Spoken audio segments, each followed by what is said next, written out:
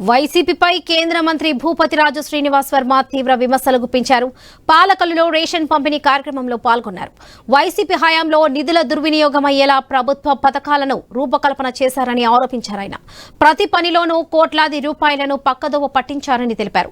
తల్లిని చెల్లిని పట్టించుకోని వ్యక్తి ఎలాంటివాడో రాష్ట్రంలోని ఆడపడుచులు గ్రహించి తగిన గుణపాఠం చెప్పారని కేంద్ర మంత్రి శ్రీనివాస్ వర్మ అన్నారు.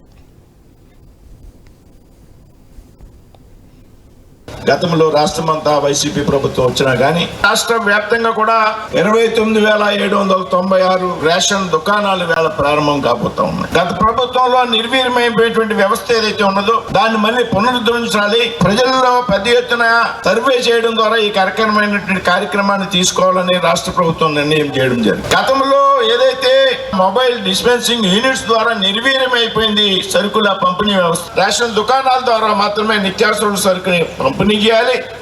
నెలలో 1వ తారీఖు నుంచి 15వ తారీఖు వరకు పంపిణీ చేయాలి. ఉదయం 8 గంటల నుండి 12 గంటల వరకు, సాయంత్రం 4 నుండి 8 గంటల వరకు రేషన్ దుకాణాల ద్వారా నిత్యావసర సరిగేటువంటి పంపిణీ కార్యక్రమం ఏదైతే ఉందో దీన్ని పెద్ద ఎత్తున మనంతా కూడా స్వాగతం